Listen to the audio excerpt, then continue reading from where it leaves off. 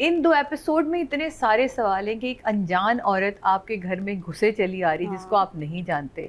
फिर जिस घर में मैयत हुई हुई है वहाँ दादी और बेटा खड़े होके बात कर रहे हैं, वो पोता बात कर रहे हैं, वो सब सुन रही है आधा मुँह छुपा के। फिर वो यू टर्न लेती है, फिर वो सब सुन रही है। तो मुझे नहीं समझ आता कि वो एक बिल्कुल ही अनजान औरत यूं मुंह छुपा के आपके घर चली आई। मिराल उससे एक दफ़ा भी नहीं पूछी कि भाई आप कौन हैं, मैं आपको जानती भी हूँ, मैं आपसे आज तक मिली नहीं हूँ, आपको इतनी सारी बातें मेरे बारे में कैसे पता है। आप में से कोई सवाल नहीं कर रहा कि यहाँ हमारे एक्स्ट्रास कहाँ हैं, यहाँ खाली घर क्यों है, पूरा घर खाली है, अरे अली मेरी बात सुनो। और अली निकल जाता है और वो फ्लैशबैक किसको सुनाया जा रहा था, मैं तो समझ ही कुछ नहीं आई इस ड्रामे के अंदर, ये क्या चल रहा है। लेकिन इतने व्यूज़ आ रहे हैं, इतने व्यूज़ आ रहे हैं, ये बड़ी ये भी नहीं समझ है ये आप लोगों की, ये आप खुद दे रहे हैं व्यूज़, खरीद रहे हैं व्यूज़, कैसे आ रहे हैं हमें कुछ नहीं पता।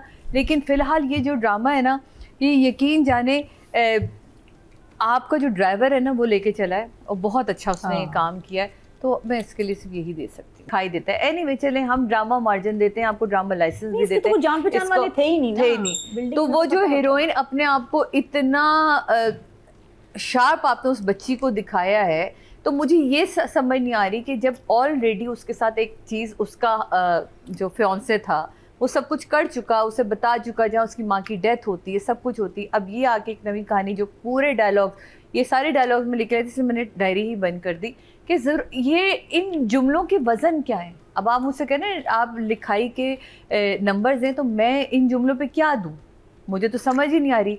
अच्छा, फिर उस पे सोने पे सुहागा जो डायरेक्टर होता है वो कैप्टन ऑफ द शिप होता है। तो अगर आपने सोच लिया कि सिर्फ मैंने फिरोज़ खान को लेके मिलियंस व्यूज़ ले लेने, तो वो तो आपने काम कर लिया, लेकिन ड्रामा कब बनाना मेरे भाई, इसमें डायलॉग की भराई कब होनी है, इसमें सिचुएशंस कब चेंज होनी है, इसमें कौन सी टर्निंग पॉइंट है वो हमें पता चलना है। हमें कैसे पता चलेगा कि इनकी दुश्मनी किस बुनियाद पे शुरू हुई है, किस बुनियाद पे ख़त्म हो रही है। एलिया जो है वो अपने भाई का बदला ले रही है, या एलिया का कोई ज़ाती मसला भी इसके साथ था। ठीक है, दादी को छुपा रही है, वो समझ नहीं आ रहा। यही मैं आपसे कह रही हूँ ना, दादी इतने साल बेटे के भी मरने के बाद उसका अपनी बेटी के पास क्यों नहीं गई है। ठीक है, फिर सबसे बढ़कर कुछ भी हो जाता, अब आपकी बेटी की डेथ होगी, आप अपनी नवासी को वहाँ अकेला छोड़कर आ गई, आपने कहा अल्लाह तवक्कल। इतना तवक्कल तो मैंने ज़िंदगी में, मैंने इसी ड्रामे में देखा। अल्लाह करे हम सब के पास ये तवक्कल आए कि हम अल्लाह पे इतना तवक्कल करें कि अपने खून को सराह छोड़, और वहाँ पे वो चौकीदार के साथ आप छोड़कर आ गए। तो ये इतने इसमें झोल है इस ड्रामे के अंदर कि मेरे हिसाब से तो ये ड्रामा जो है देखने में बड़ा खूबसूरत लग रहा है, टू मच म्यूजिक है, बहुत ज़्यादा चीज़ें, तो मैं इसमें 4 and 4 सुपर नहीं जा। तो सादिया रुथलेस है, मैं कहती हूँ। अच्छा, आपको झोल लगे? सादिया इमाम एक्टिंग लाइक रुबीना अशरफ। नहीं, इस ड्रामे का नाम होना चाहिए था झोलिस्तान या झोंक सरकार। मैंने तो झोल सरकार, मैंने तो कहा कि इन्होंने बहुत नंबर दे दिए, इतना सब कुछ बताने के बाद भी अगर 6 दे रही है तो ये इसका बहुत बड़ा दिल है। मैं तो देखने के बाद आप लोग जो मर्जी बात कर लें, ऑडियंस फाइनल फैसला करेगी। ऑडियंस करे। टोटल वोट कास्ट हुए 18,142 राइटिंग कैटेगरी में, और शदाई से सकलैन अब्बास के हिस्से में आए 2,140, 12% बनते 1.2 मिले हैं। जो भी वजह होगी आप आपस की बातें बाद में हमें बताएंगे, लेकिन कैरेक्टर भाई बहुत डार्क है, कैरेक्टर बहुत पावरफुल है, अच्छे सीन्स हैं, परफॉर्मेंस का मार्जिन है, क्योंकि अगर आप, मुझे लगता है हीरोइन के पास भी इतना मार्जिन नहीं होता आजकल जितना है। नेगेटिव में होता है हमेशा, आप जब अच्छा नेगेटिव निभा जाए तो बहुत मार्जिन मजेदार, लेकिन फिर भी थोड़ी सी ना कोई मिठास होती है नेगेटिव में, इसमें तो कुछ भी नहीं, ये तो है ही जहरीली, always so evil and obsessed with Ali, कि नहीं उसको नहीं मैं छोड़ूंगी। तो जिस तरह के वो प्लान्स बना रहे, मैंने आदिल वाली बात भूल गई कि वो अच्छा आदमी, नोबल आदमी है। क्यों? इलिया का प्लान था जो उसने आदिल को बताया कि निकाह के बाद तुमने ना करना है, but in the actual reality निकाह से पहले उसने ना किया। तो he actually saved her from the निकाह और तलाक वाली चीज। तो he is a good man. ओ चले, मैं वो चीजें देख लेती हूँ जो मैं सब मिस कर देती हूँ। तो मुझे लगा कि इसका प्लान तो और था कि शादी के बाद तुमने एक्सपोज करके वहां से निकल जाना, लेकिन उसने हाँ कर दिया था लड़की ने निकाह के टाइम, आदिल ने नहीं किया, और आदिल उठ के चला गया, यू आर अ जेंटलमैन। तो अच्छा हाँ, एक और इलिया तुम्हारा वो बड़ा डायलॉग अच्छा था कि तुम क्रिकेट का मैच एक तरफ गोल्फ खेल के आया, अभी आपने क्रिकेट शुरू कर दी, मुझे लगा ये बैट लाएगी। हाँ, मुझे खुद लगा बैट से मारेगी। मैंने कहा कि नहीं, उससे मारा है गोल्फ क्लब से, अब ये लाएगी।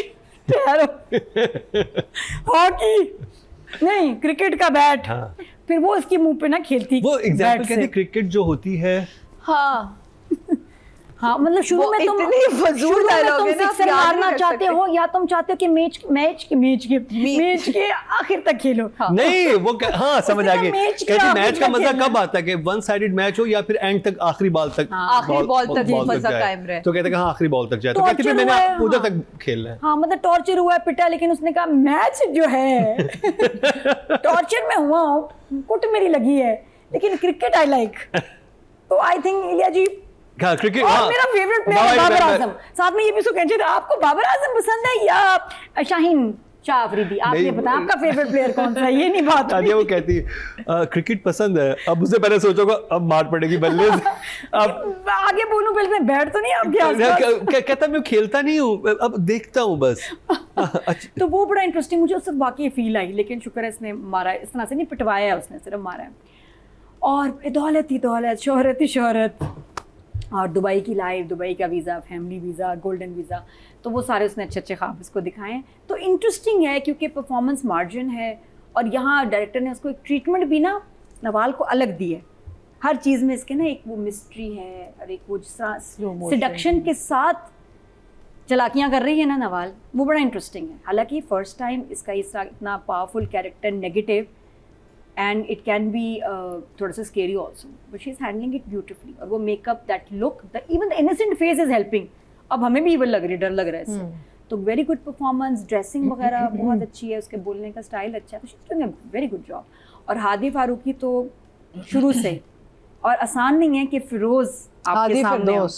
हादी फिरदौसी, आसान नहीं कि फिरोज आपके साथ स्क्रीन शेयर कर रहा हो और आप उसमें you also make an impact, and he has been since the beginning। हर सीन में अगर आपको फिरोज नजर आ रहा है तो आपको हादी भी नजर आ रहा है। character is well written। Character is very nice, but जिस तरह इसने किया, और मैं बाकी इस मामले में मैं डायरेक्टर को क्रेडिट दूंगी कि आपने हादी को टाइम दिया, आपने है ना, आपने हादी को ट्रीटमेंट दिया है, जिस तरह फिरोज को दिया है ना, इसको भी आपने ट्रीटमेंट दिया है। तो that is something very good. ये बहुत अच्छी बात है, क्योंकि जो हमने इसका टैलेंट अभी देखा ना, वरना क्या होता है, लोग इतने अच्छे एक्टर्स होते हैं उनका पता ही नहीं चलता काम का।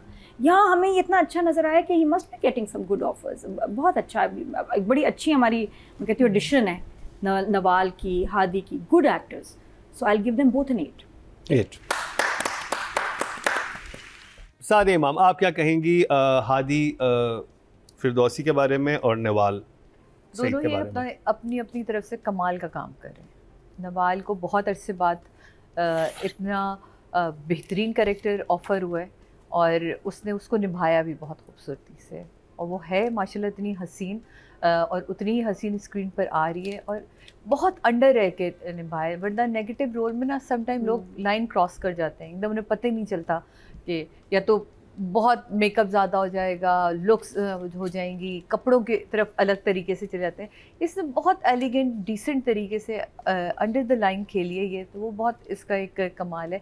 और बिल्कुल सही अतीका जी ने कहा, ये इसका बड़ा टर्निंग पॉइंट है, इसके करियर का ये टर्निंग पॉइंट है, क्योंकि अब लोगों की नज़र एक अलग तरीके से इसको डायरेक्टर्स देखना शुरू करेंगे कि नहीं यार, इसमें ये वाला स्पार्क भी, इसको हम इस तरह भी इस्तेमाल कर सकते हैं। इसी तरह हादी फिरदौसी के लिए भी यही है कि बिल्कुल हमने नॉर्मली घर के नौकरों की पुराने दौर में, अगर हम 90s के ड्रामे देखें तो उसमें बुआ या ऐसे जो कैरेक्टर्स होते थे, बड़े स्ट्रॉन्ग कैरेक्टर्स होते थे, जो घर में भी जिनकी बात को माना जाता था।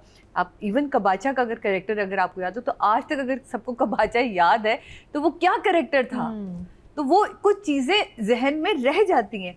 तो शुक्र है कि अब आज के दौर में भी लोग इस तरह के किरदारों पे काम कर रहे हैं। मेरा ख्याल है इन राइटर ने तो लिखा ही सिर्फ याकूब के कैरेक्टर को, बाकी को लिखना ही आप भूल गए। तो लेकिन जिसको लिखा आपने कमाल लिखा, बेहतरीन लिखा, और आपने निभाया भी बहुत अच्छा।